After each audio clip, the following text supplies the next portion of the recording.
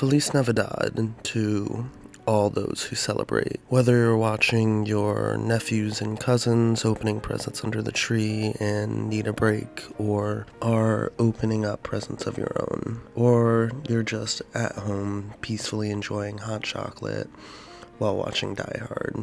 I'm truly honored that you've decided to spend a single day of your holidays with yours truly. It's the final day of Christmas. The drummers are drumming, the partridges are pear treeing, and before we get to the meat and potatoes, I'd like to run down some honorable mentions for Wrestler of the Year 2023. Christian Cage, Athena, Eddie Kingston, Claudio Castagnoli, and Hangman Adam Page. Without further ado, my favorite Wrestler of the Year in 2023 is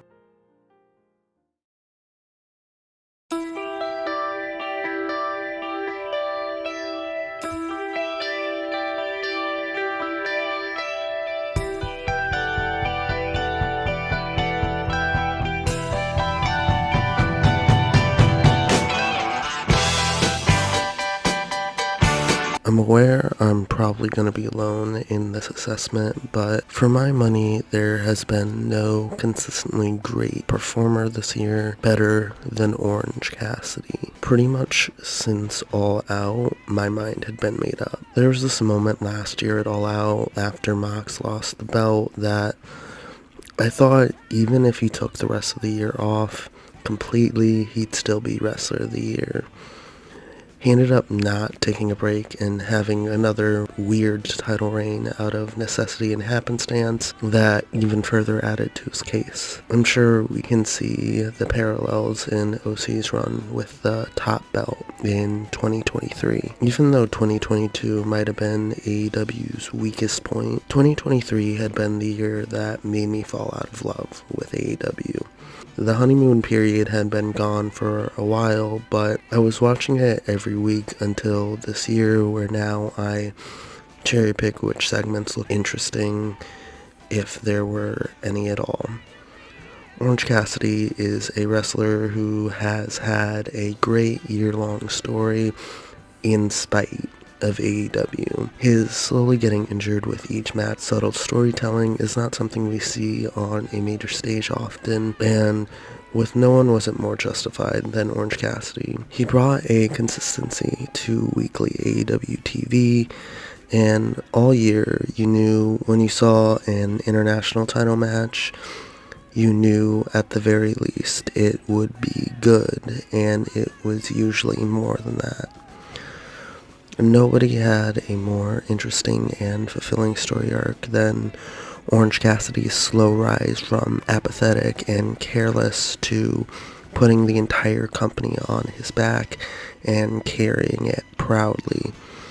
Going from matches with Buddy Matthews to Daniel Garcia to Wheeler Yuta to the Stadium Stampede match to my favorite wrestling match on American soil, in the tragic climax to his story at All Out. There was no wrestler that I was more invested in, that I felt more of a connection to, and had more great matches on TV on a more regular basis than Orange Cassidy. Far and away, my 2023 Wrestler of the Year.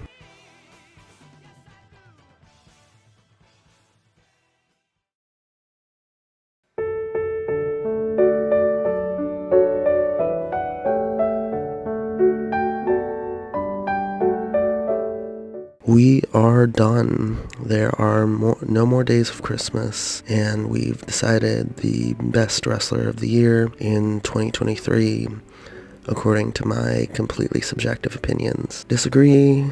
Let me know your wrestler of the year in the comments, and while you're down there, leave a like and a subscribe, and hey, if you wanted to give me a Christmas present this year, share this video. Sharing it means a lot to me and does a lot to help out the channel. The greatest gift I've received this year is the Tag Team of the Year, sharing a video I made about them, and it did help out a lot. And even though it's not Thanksgiving, I'd like to give thanks to Ethan of Four Pillars of Hell, Squeal of Wrestling with the Narrative, and Andos of Andos for not only being kind and welcoming me into the community, but taking times out of their, I'm sure, very busy days to talk to me and share my videos. They're some of the nicest people I have had the pleasure of interacting with, and that's a rare thing to find in the online wrestling scene. If you wanted to go back and watch this like a great big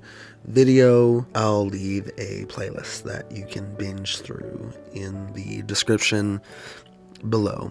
Thank you so much, and I hope you enjoy your holidays.